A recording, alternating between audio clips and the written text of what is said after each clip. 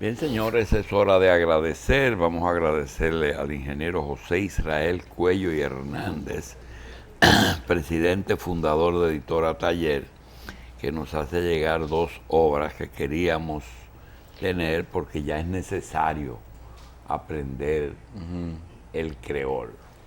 Yo no sé por qué no se hace más énfasis en eso, porque, como le decía, una vez conocí a una turista francesa que yo le pregunté que si hablaba, teníamos en común el inglés, y yo en inglés le pregunté que si ella, que cuáles idiomas le enseñaban en su localidad. Dice, no, allá en Francia se estudia el idioma como segundo idioma, el idioma del país con el que esté más cercana a la frontera, por el intercambio comercial. Por ejemplo, allá, de donde ella era Alemania. Era el alemán, era lo que más se enseñaba en las escuelas. Entonces yo no sé por qué. Bueno, pero yo quiero que tú sepas que el trabajo, son 2 libros. Uno es A Mimeógrafo, que es de Teodulo Blanchard. El profesor Blanchard, que tenía una Que escuela. tenía una academia de comercial. Sí. Academia Blanchard, famosa aquí en la capital. Sí, Aquí habían 2 famosas, Duployé y Blanchard. Sí. ¿Tú te acuerdas? Y el, Las dos. y el Grec. Y el Greg, sí, pero ese posterior. Estas son de los años 40-50, Blanchard. No, Blanchard estaba en los 70 todavía por ahí. Sí. Ese libro, mira, tiene fecha ahí. 1983, todavía estaba ahí. Entonces, A mimeógrafo, doctor. sí, pero este no es mimeógrafo. El de Nelson Didier lo hizo Taller y es el manual breve de creol. Este sí, parece que no estaba conforme, hizo uno 4 veces más abundante. No, además, mira, Y es un manual. Nelson Didier se crió en Cabo Haitiano porque su papá, el contraalmirante Didier Burú de Didier la Marina, Burú, Sí. fue cónsul allá muchísimos años de Trujillo. Y entonces Nelson se crió en Cabo Haitiano y conoce el idioma creol, la lengua creol, como su propia lengua, como el español. Se hizo médico y preocupado por los problemas de la medicina pública, de la cantidad de gente que en esos años ya iba a los hospitales, provenientes de aquel lado, iba a los hospitales y había que atenderlo, elaboró ese trabajo, que además es que yo conozca, es el primer intento de una gramática del creol, de que se acepte como idioma, no como lengua de minoría. En el primero... Entonces ese manual se hicieron 2 ediciones de él. Bueno, 2 ediciones son 2000 ejemplares, que Sí. en esa época era muchísimo libro. Pero hoy no sé con qué se entienden en los hospitales con esta gente. Con esta gente. Hay hospitales donde la mayoría Y del público que asiste es de origen haitiano. Mira qué Pero interesante, ese señor porque Nelson Blanchard... Didier está vivo todavía. Oh, seguro que sí. Sí. Pero, ¿y por qué él no tiene un Él puesto fue el que tenía la BEDIC. que la sí, ponía. sí, que tiene un partido. Ah, sí, yo sé Sí. cuál es. ¿Y por qué ese señor no está en la administración pública, un puesto donde pueda aplicar todo ese conocimiento? Porque esas son las cosas de aquí. Mira, Él mismo, yo creo, yo personalmente soy Que amigo está de él retirado. y lo quiero mucho. Nelson se equivocó, se metió a político. Primero se entró al reformismo. Sí. Era un partido y tenía posibilidades ahí porque tiene mérito. Pero luego forma un partido propio y no hay forma de perder el tiempo más grande que formar un partidito. bien, Eso pero no conduce a nada. Nelson y Pastor, ese que está en Haití, Pastor Vázquez. son los 2 dominicanos que conocen más la idiosincrasia del pueblo haitiano. No estoy hablando de los teóricos que hablan muchísimo. Cuidado, no me mencioname a Deli también. Ah, Deli conoce la idiosincrasia de la haitiana, del fronterizo sobre todo, de lado y lado. Nelson domina, Deli domina la frontera, de lado y lado. Bueno, él lo hace, Blanchard lo hace por sectores, vocabulario religioso, familiar, pero civiles, autoridades civiles. Está muy bueno, dice, presidente. Y sobre todo el que más me gusta, diputado. ¿cómo? Sí, diputé. Depité. Pero diputado que ahora están de moda, ¿verdad? A propósito de diputados. Policía es police. Pero está bien, yo creo que José José le dio trabajo conseguirlo, pero lo encontró en sus papeles. Ajá. Así que me voy a poner a estudiar creol. Sí. ¿Eh? Hay pocas academias de creol aquí. He visto algunas, pero hay pocas para las que deberían haber. Tú sabes lo que hay algunos aquí, medio escondiditos, intelectuales haitianos. Siempre ha habido intelectuales. Siempre, ¿verdad? Pero metidos a veces cuidando un edificio. Sí, Sí, José. pero hay muchos maestros de escuela. Sí, también. Siempre ha habido maestros de escuela haitianos. El papá de Jacques Vieux era compañero mío de medicina. Él comenzó a estudiar medicina conmigo. Era mulato. Y era profesor de escuela secundaria. Sí. Y el papá de Jacques, Stephen Alexis, se refugió aquí cuando Duvalier dio el golpe. Y Stephen Alexis, su hijo, que es un gran escritor haitiano, el que escribió Mi compadre el general Sol, vivió aquí en la República Dominicana. Alexis, el padre, devino en trujillista y escribió muchos artículos y muchos textos favorables a Trujillo, porque admiraba un poco el orden que aquí había y contrastando con el desorden, sobre todo después que Duvalier hasta disolvió la universidad. Sí. Y se produjo la gran involución de Haití a partir de ahí. Bien. Por otra parte, ya le di las gracias a José. Ahora yo quiero que José le dé las gracias. Sí, eso es Andrés Van der Hoor, que es director de eso. Andresito. Yo no sé quién es el director. Era Andresito. De competencia, de la Comisión de Competencia. Bueno, no, independientemente de quién sea el director, esto es una obra reciente. La recibimos aquí. ¿De este gobierno? Sí, señor. La recibimos la semana pasada aquí. Y en el fin de semana le hemos puesto atención. Particularmente, dentro de muchos trabajos sobre la Comisión de Competencia y sus tareas, aquí hay una guía sobre competencia para las asociaciones empresariales. Por áreas, de base. Por áreas. Guía sobre colusiones en licitaciones públicas, guía sobre competencia económica para el sector público, etcétera. Esos son de trabajos generales de ellos, guías generales de trabajo. Aquí hay 3 investigaciones propiciadas por esta entidad. Es el mismo Estado y la presidencia que lo propicia. Eso no se mueve, ahí no se mueve nada sin dinero de la presidencia. Sí. Eso depende de la presidencia. Aquí tenemos un estudio sobre las condiciones de competencia en el mercado de medicamentos de la República Dominicana. Es un trabajo que no tiene desperdicio. Pero eso lo hicieron el sector privado, consultores privados. Eso está escrito, eso está trabajado.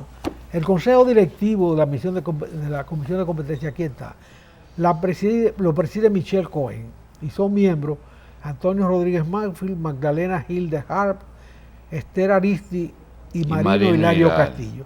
Este organismo nunca se ha designado el director ejecutivo. A pesar de eso, este trabajo es notable. Entonces, el estudio sobre la competencia en el mercado de medicamentos lo dirigió Esteban. Lo hizo Esteban Greco bajo contrato. Y este, que es de seguro, lo hizo Diego Petrecola. Ese es sobre el mercado de seguros de la República Dominicana, su supervisión y las limitaciones que tiene la competencia por la supervisión. ¿Y lo dicen ellos ahí? Sí. Eso es un trabajo brillante. Aquí está la cerveza, que lo hace Jaime Aristi. Sí. Que es un profesional muy calificado. Sí. En el caso de la cerveza, hay un problema que es elemental, evidente para todo aquel que en este país bebe, además de agua, una cerveza ocasionalmente. La ley de impuestos sobre el alcohol se modificó en favor de la cerveza en un momento determinado, sobre la base de que el impuesto tiene que ver al porcentaje con el contenido alcohólico de la bebida. Y la cervecería, en su momento, que no es la cervecería de hoy, porque ya es una multinacional, la cervecería se inventó un producto que tuvo mucha aceptación, que es la cerveza light. Menos alcohol. se supone que la cerveza normal, que tiene más alcohol, Es más cara. debe ser más cara que la light. Ahora, será por la pegada que tuvo la light, o porque Dios protege esa empresa, que en ningún sitio de este país usted consigue una cerveza light más barata que la otra. Ya igualaron los precios. No, igualaron no. La light es más cara que la normal, Tiene más demanda. porque tiene más demanda, pero alguien se queda con los impuestos. Sí, pero hay una cosa que tú Óyeme, no si sabes. hay que un aquí impuesto diferenciado. Las bebidas alcohólicas pagan Ajá. por el alcohol. Pues claro, pero si hay un impuesto al alcohol que grava el precio, lo lógico es que se refleje en el consumidor. Ya. No es posible que sea al revés. O sea, Entonces, no se la está light transmitiendo. se vende más caro. No, alguien se está quedando con ese impuesto. Porque es que debe reflejarse en el precio. Entonces, este trabajo también tiene una profundidad, como es capaz de hacerlo Jaime Aristi, que debe tenerse en cuenta. El Y- trabajo sobre seguro. Y los seguros lo hizo la superintendencia ¿Qué superintendencia? de seguro. No, la superintendencia respondió con la arrogancia que caracteriza al superintendente. Respondió a ese documento con un espacio pagado. Ah, porque perjudica a la superintendencia. O sea, estudia su comportamiento. ¿Ah? Estudia su comportamiento. O sea, en la superintendencia nadie puede conseguir un permiso para montar una compañía de seguro. Ahora, si tú haces una negociación comprando una franquicia que hay por ahí, existente, Sí. te la vende, aunque esas negociaciones terminan siempre en manos de algún vagabundo. Siempre terminan en manos de... Y la obtención de bancos comerciales tiene el mismo procedimiento de una compañía de seguro. No, porque eso lo maneja la superintendencia de banco, Ah. no la superintendencia de No, seguro. no, pero si son las mismas. No. La superintendencia de bancos tiene muchísimos defectos. Y se ha caracterizado por no ser un ente perfecto en el comportamiento. Pero lo de seguro es una cosa asombrosa. O sea, no dan permisos. Recientemente dieron 2 permisos y eso le permite decir a la superintendencia que están dando permisos, que dan permisos. Pero son 21 años, 2 permisos. Ah, porque siempre ha sido así. Siempre ha estado la misma gente ahí. Ya, Los últimos 20 años. es verdad. Han pasado 20 años de 96, ¿verdad? Ya Para acá. pasaron. Sí, sí, Va- sí. sí, 20. 16 y 4. 20. Justamente, Sí. 20. Yo estuve de vacaciones del 2000 al 2004. Sí, bueno, hay que tomar vacaciones. Sí, hay que descansar. Y este trabajito llevaría a mamá. Bueno. Entonces hicieron 3 estudios: Eso- seguro, esos 3 cerveza y estudios. Además, medicina. La ventaja tiene también un comportamiento, porque por una razón uno de estos estudios tiene más demanda que otro, y se puede mandar a buscar allá y te dan otra copia. No pasa así en todas las superintendencias y en todos los entes reguladores. Porque hay entes reguladores donde para tú lograr una información tienes que confesarte con el diablo. En el Sí. caso, por ejemplo, de Indotel, que espero que mejore ahora con un nuevo director, que por lo menos parece que sabe cuáles son las funciones del cargo. Porque el otro se fue sin enterarse Cuando usted entra a un de sitio- cuáles eran las funciones. Sí, Cuando, Lo que cuando usted entra a un pasa- sitio donde 5 gente que lo reciben, hay 2 que le preguntan qué es lo que usted necesita, ya usted sabe que las cosas no andan. Mira, lo que pasa es lo siguiente. Las telecomunicaciones es como una raíz que no es, que es fibrosa, esa penetra por demasiadas áreas.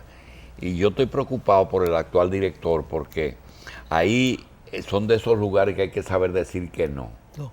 Entonces yo No, te hay que saber coger las riendas. Sí, pero Lo primero es coger las Sí, riendas. José, pero porque deja- es un caballo desbocado que tiene Sí, vida propia. José, pero mira, tú tienes 2 áreas, una que es productiva de ingresos, que son las telecomunicaciones, las telefonías, y otra que son los medios de comunicación.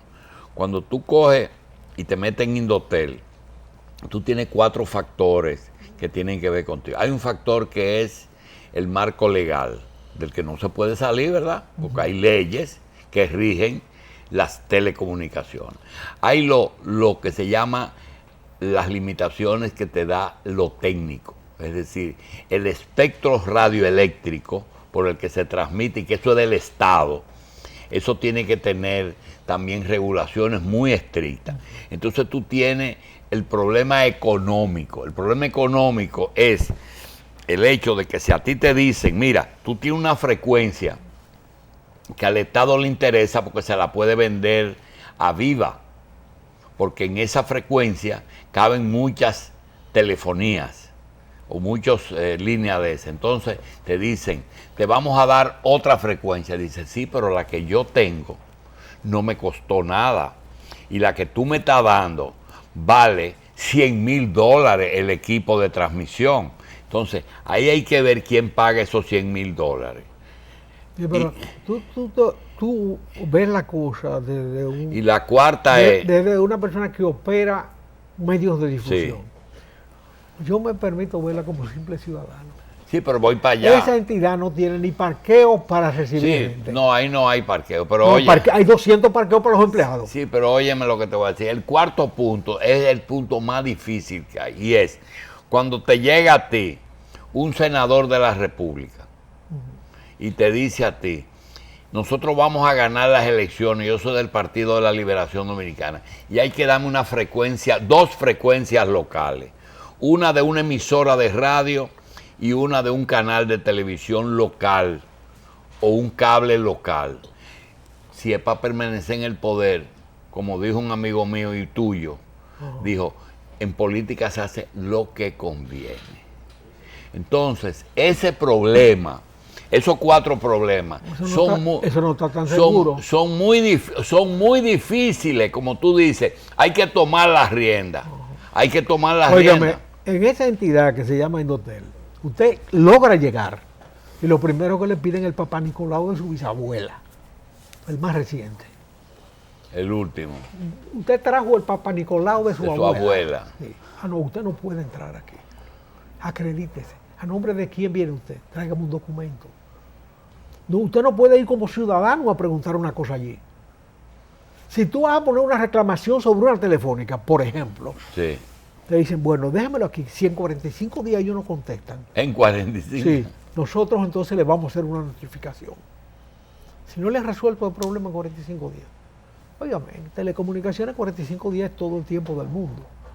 Usted tiene un teléfono que no está funcionando bien, usted tiene un servicio de cable que no está funcionando bien y va a reclamar al ente regulador, no es para que le pidan plazos inabarcables, que después resulta que no cuentan ni los sábados ni los domingos ni días de fiesta. Esos 45 días se meten en 60. Señores, eso es una forma de estrellarle en la cara desde el parqueo a la persona que usted debe satisfacer, al cliente. Porque ¿cómo se sostiene esa entidad? Cada vez que tú pagas una factura de telecomunicaciones, hay un cargo para mantener a ese ente burocrático inoperante que ni regula nada, ni satisface nada más que los apetitos de sus empleados.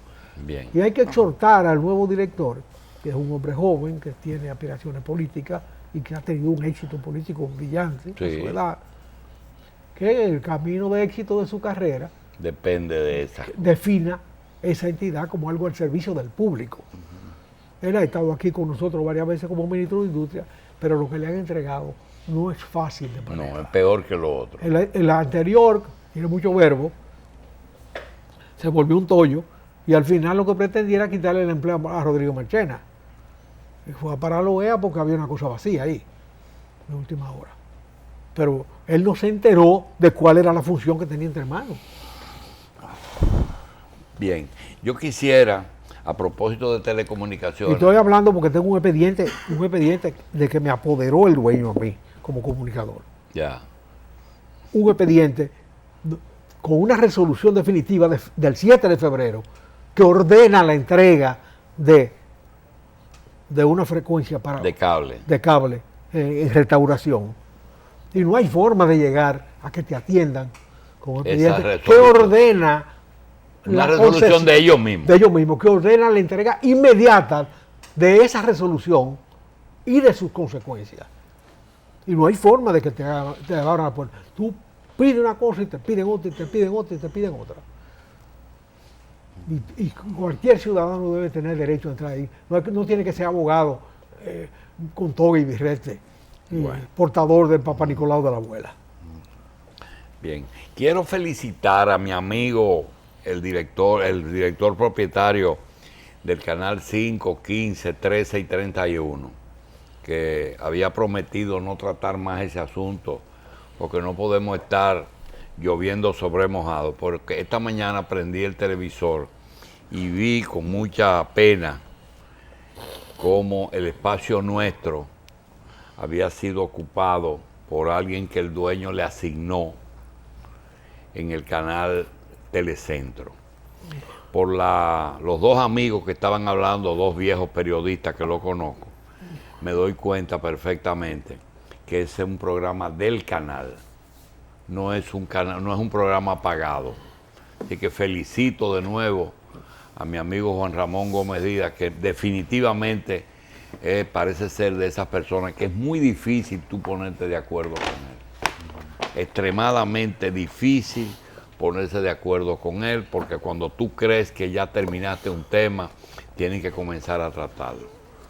Entendíamos que él tenía con todo derecho de haber comprado eso, el hacer algo, porque el medio tiene un componente social, no todo es rentabilidad. Y si es rentabilidad, también quiero decir que el nuestro no era rentable, pero era más rentable que cualquiera de los otros de ese tipo que él tiene. Así es que me da pena decirlo, pero lo felicito, porque en este momento el doctor Fernández Reina, su esposa Margarita y el presidente Hipólito Mejía deben de tener una fiesta, porque salieron de un problema.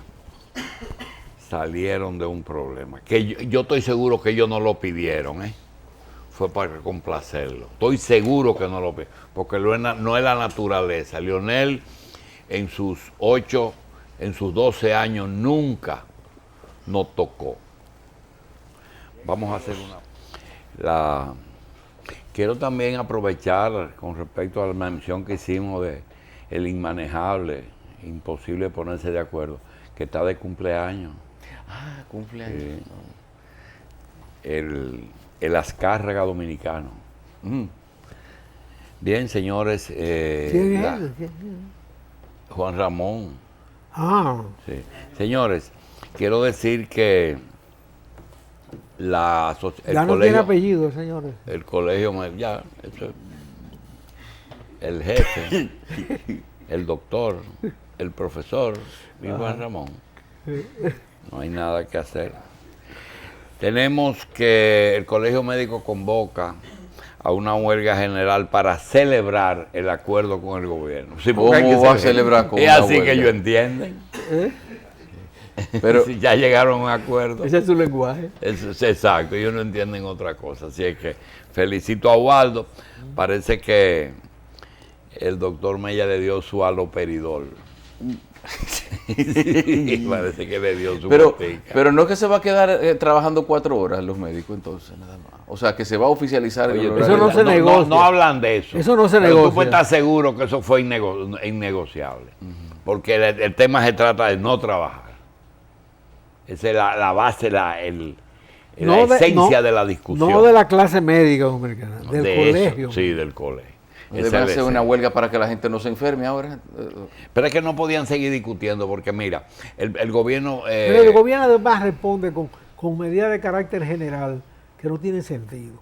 Eso de jubilar masivamente a todo aquel que tenga condiciones para ser jubilado, de edad, de permanencia, me recordó un momento imborrable de mi existencia, cuando se le ofreció al doctor Goico ser presidente de la República por los constitucionalistas. Sí. Estábamos reunidos en el Hotel El Conde y llega el doctor Goico y le hacen la oferta. No, ni lo vi antes ni lo vi después. Fue la única vez que lo vi. La única vez en mi vida. Y cuando ese hombre levantó la mano y la puso así, lo que pensé, digo, pero qué vanidoso. Se va a juramentar. Él piensa que se va a juramentar. Yo pensé, sí. Él se va a juramentar. Se queda viendo la mano así. Y dice, mientras esa mano no tiemble, mi sitio es el quirófano. Dijo, Dijo él. Yo le agradezco la distinción y el reconocimiento que me hacen, que me halaga como ciudadano, pero yo soy médico. Entonces no hay derecho a poner en una funda a todos los médicos que tienen tal edad y tal tiempo, porque hay goicos ahí. Hay goicos ahí. Mi amigo y compadre Jesús Ferri debe salir del servicio médico el día que se muera. Ha organizado la especialidad de infectología en el Hospital de Niños, un departamento modelo. Y ha formado infectólogos capaces de sustituirlo a ellos en su trabajo y de hacer el mismo trabajo en otros hospitales y replicarlo. Entonces no hay derecho, lo digo porque lo conozco, y lo estimo y lo valoro. Así hay muchísimos. Usted no lo puede meter en un saco y decir, todos estos gaticos son para tirárselo a Magluta. No, todos los gatos no son iguales, todos los médicos no son iguales. Hay gente que sí es médico con sentido de servicio. Y el gobierno respeta de alguna manera esas individualidades que merecen ser reconocidas y respetadas. Uno puede ponerlo igual que una gente que ya se agotó, que ya no está rindiendo, que esos expedientes se manejan uno por uno, son seres humanos. Ese es un aspecto que ve José desde afuera. Ahora, eso tiene dos componentes. Señores, una cantidad de doctores en medicina de los que fueron jubilados, pensionados por el Estado, se niegan a aceptarla. En caso de que se les obligue, quieren que se les permita seguir estando en sus hospitales como docentes, porque ellos tienen una organización comercial dentro de esos hospitales que tendrían que abandonar. Porque si ya son pensionados, y en el caso de la letrina hospitalaria que se llama el Hospital Darío Contreras, es una letrina hospitalaria. Ese nació con fracturas. Muy bien, fractura con minuta y múltiple, es decir, en todas las formas. Hay un negocio ahí adentro que no se podía dejar de continuar por una pensión insignificante. Si solamente un juego de clavos producen mucho más dinero que un mes de salario. Un juego de clavos produce lo mucho, que necesitan casi todos los pacientes. Y eso se hace en un día. Y en un día se hacen posiblemente alrededor de 5 o 6 cirugías que necesiten ese tipo de prótesis. De manera que lo que está pasando es lamentable con eso. Nosotros creemos que seguro ahí no se discutió el horario. Seguro. Cualquier cosa menos el horario. El problema es que el colegio médico ha tomado la representación de un tipo de médico. Tú has hablado de un tipo de médico, yo he hablado de otro tipo de médico. Sí. Yo me he referido al doctor Goico, que supe que en algún momento, mucho tiempo después, que en una lista de 13 cirujanos del Gautier, solo había uno que respondía el teléfono a cualquier hora. Era el viejo doctor Goico. A cualquier hora, y siempre manejó su carro. Siempre manejó su carro. A cualquier hora. Hoy, por ejemplo, cumple Entonces, ese es años. un tipo de médico Hoy, por que ejemplo, no es tan escaso, son muchos los que son. Hoy, por ejemplo, cumple años uno de los médicos más, no polémicos ni controversiales, con un historial precioso, pero muy atípico, que es el doctor José Antonio Fernández Caminero. Fernández Caminero perteneció al grupo de dominicanos que fue al Instituto de Cardiología de México. Fue de la media docena de doctores que se graduó como cardiólogo allá. Fue un profesor insigne, fue un jefe de servicio de cardiología y cumplió con su deber patriótico cuando tuvo que hacerlo, siendo miembro del 14 de junio. Después entendió que su ideología no andaba por donde andaba la gente del 14 y se afilió paralelamente, era de los miembros que eran cívicos y catorcistas, un fenómeno que solamente José no puede explicar. Bueno, cuando la Unión Cívica surgió como una entidad patriótica, tanto que el presidente era Viriato y el vicepresidente era Manolo. Sí. Manolo preso todavía, lo pusieron como vicepresidente y él lo aceptó. Pero al cabo del tiempo se fueron definiendo las situaciones y los que llegaban del exilio en el 14 eran capaces de decirle, ¿te inscribiste en Unión Cívica?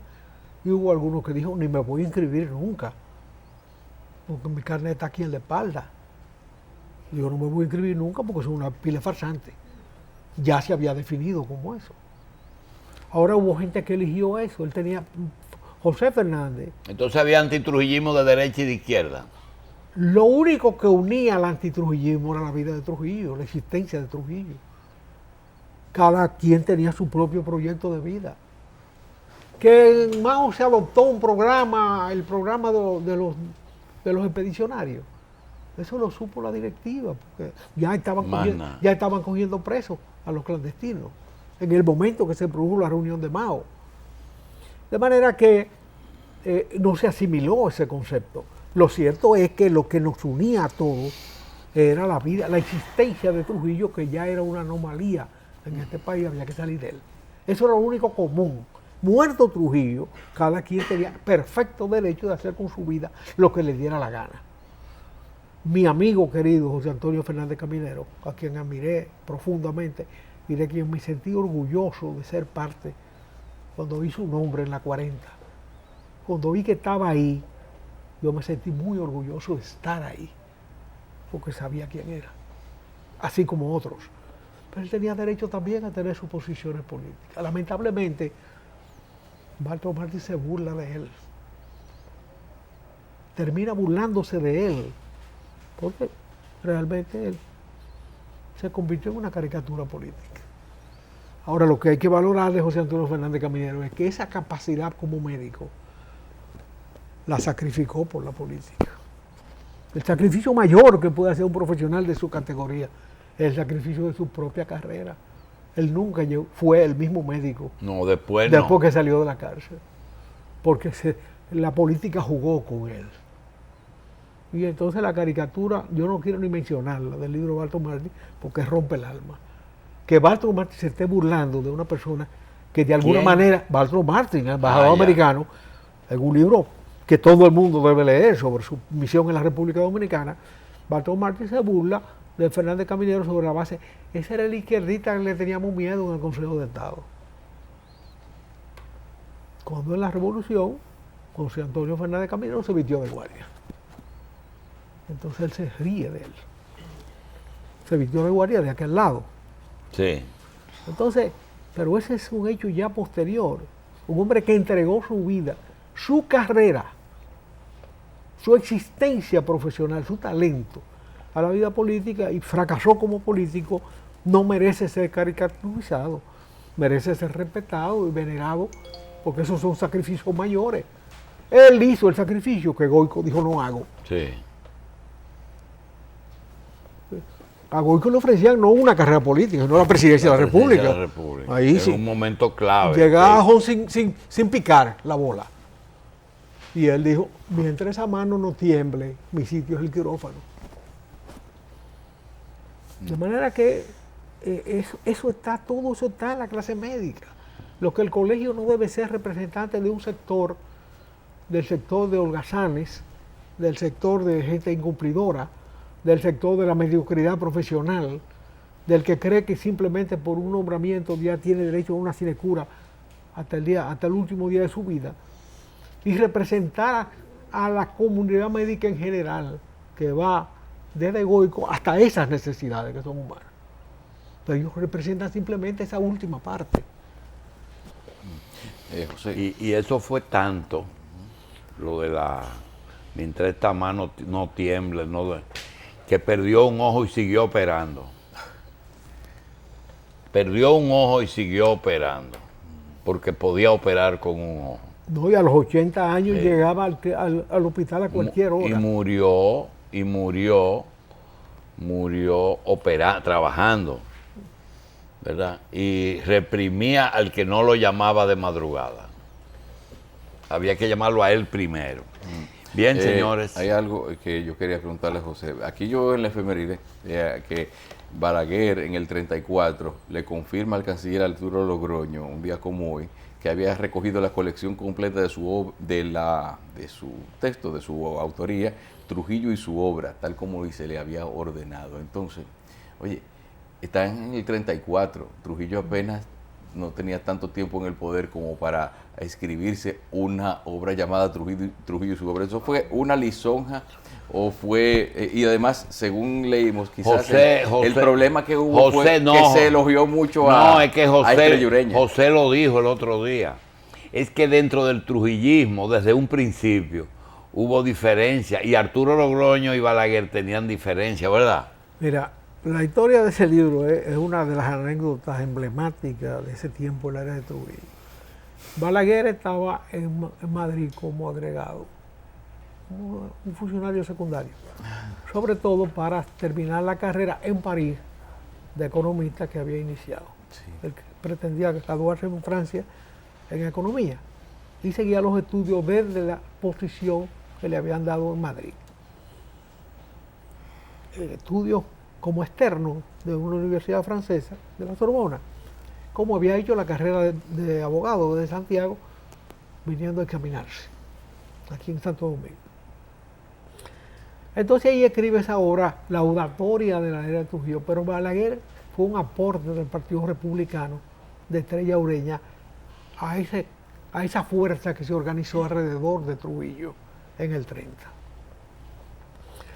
Estrella Ureña triunfa, tumba, se sale de Horacio Vázquez. Estrella Ureña asume la presidencia interina, convoca en febrero y convocan una elección en mayo, donde la cosa se invierte. El candidato presidencial es Trujillo y vicepresidencial es Estrella Ureña. Entonces, Balaguer de allá escribe eso sobre Trujillo, pero hay un capítulo sobre Estrella Ureña. ¿Qué pasa? Cuando el libro llega aquí por correo, que Balaguer le dedica a una serie de gente, Arturo Logroño, que fue de los intrigantes que había reventado a Estrella Ureña y lo había sacado del gobierno, hace una intriga contra Balaguer sobre el contenido del libro y se le ordena que recoja el libro. Es por eso que se recoge el libro. Ahora hay una anécdota suplementaria. El prologuista del libro era el embajador dominicano en Madrid, Osvaldo Basil.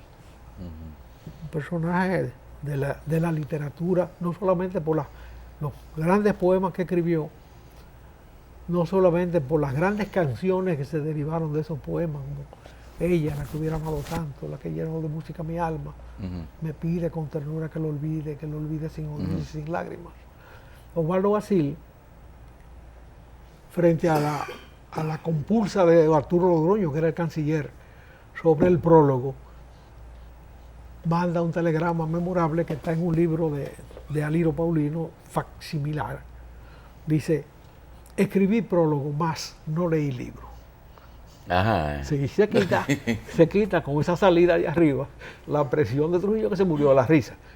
Porque además era San Cristóbero y Trujillo lo protegía. De manera que esa es la anécdota alrededor de ese libro. Balaguer tuvo que recoger el libro y viene para acá, Trujillo le quita el cargo bajo la presión de Arturo Logroño y es lo que evita que presente los exámenes finales en París, que nunca presentó. O sea, él no se graduó de economista, no hizo la graduación porque le cancelaron la sinecura que tenía en Madrid y lo traen para acá a buscársela. Y bueno, penetra otra vez.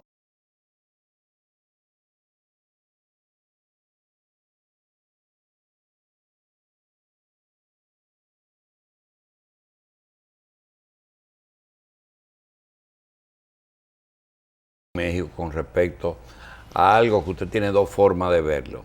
El presidente de México es el presidente de una nación que es vecina de Estados Unidos. Estados Unidos está abocada a un proceso electoral con el que tiene problemas migratorios y fronterizos. La parte que corresponde a Peña Nieto dice, bueno, nosotros tenemos que tener contacto con los dos que pueden ser gobernantes allá. Y por otro lado, tú no tienes que hablar ni congraciarte, ni recibir, ni hablar con un hombre que ha insultado a México, que ha amenazado con hacer un muro, etcétera.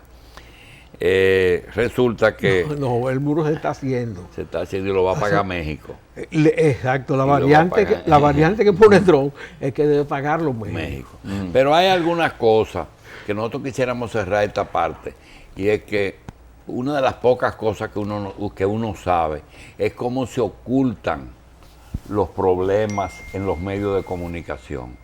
Usted, por ejemplo, tiene que el periódico El Listín no quería meterse en los tucanos. Lo que hizo fue que cogió los trasplantes de órganos y nos dio trasplantes de órganos que casi nos trasplantó a todos. Pero el asunto de los tucanos no se menciona.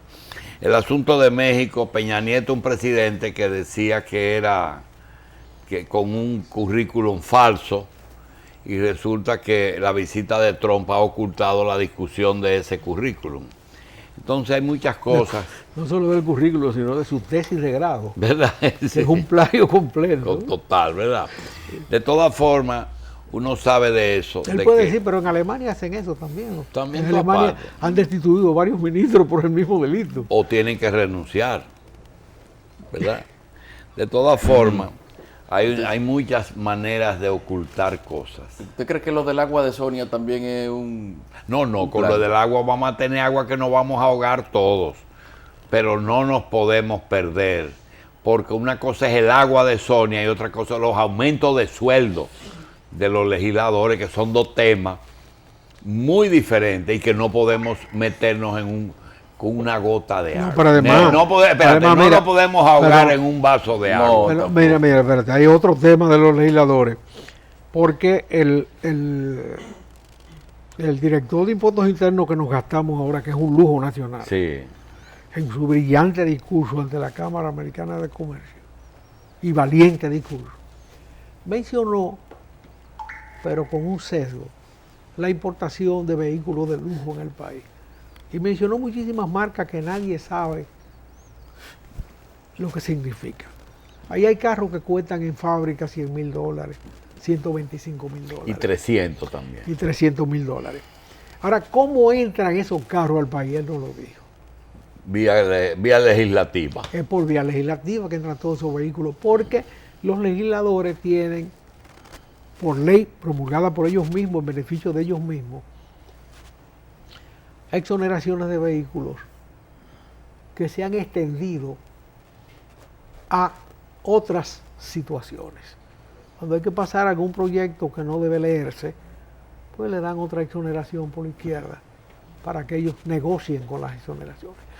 Y se puede decir que toda esa lista de vehículos del hijo, toda esa lista, ha sido importada por legisladores que no usan esos vehículos, salvo el presidente del Senado, que anda con uno de ellos, que calza ese número, ¿verdad? Sí.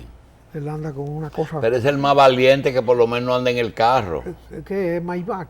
Lo que sea, es que no, Maybach. los otros no andan en esos carros. ¿Eh? Mira, José, yo te voy a decir, tú has oído mentar de que la punta del iceberg, Sí, que sí, dicen, claro. esa es la punta del iceberg. El problema de los vehículos de exoneraciones, tú le preguntas a muchos legisladores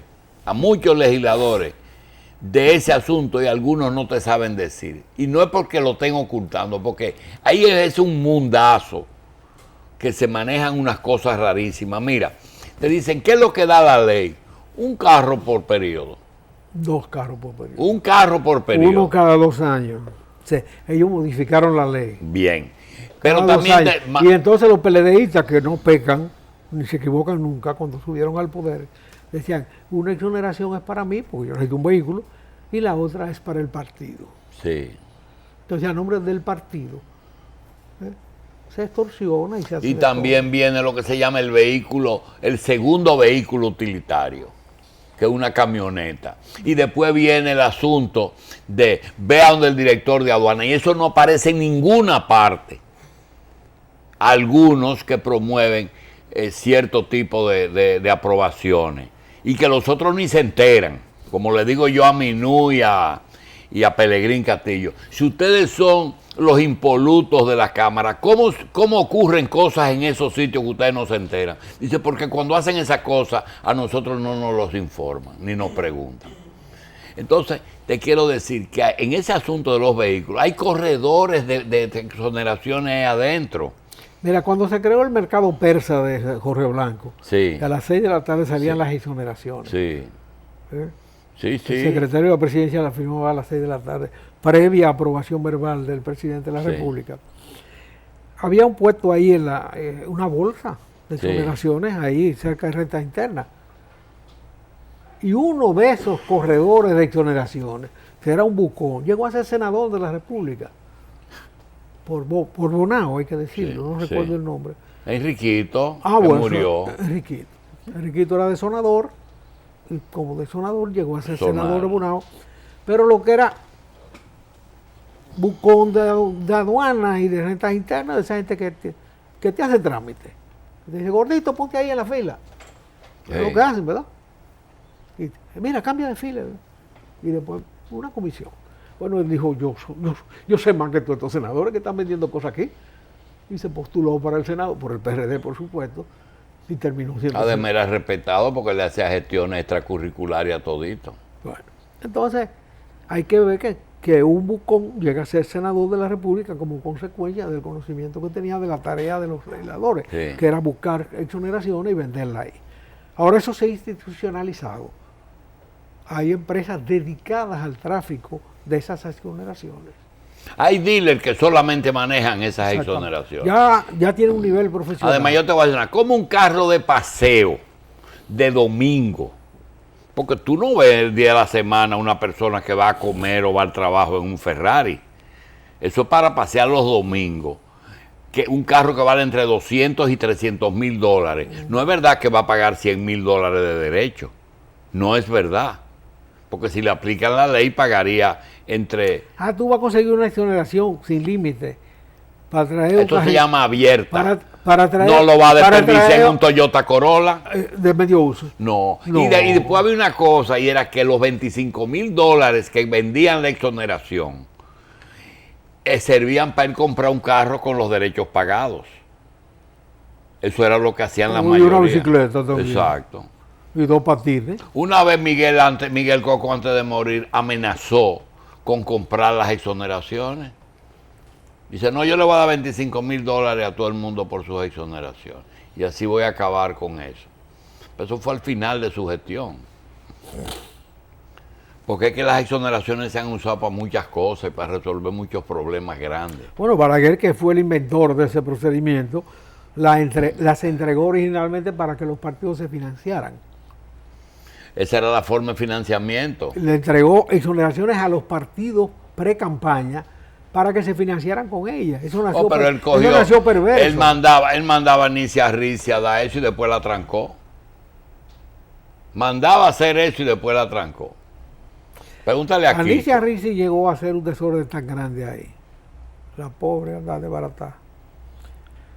Que hubo importadores de electrodomésticos que se retiraron del mercado. Sí. Porque ya aquí se vendía más barato que en Miami.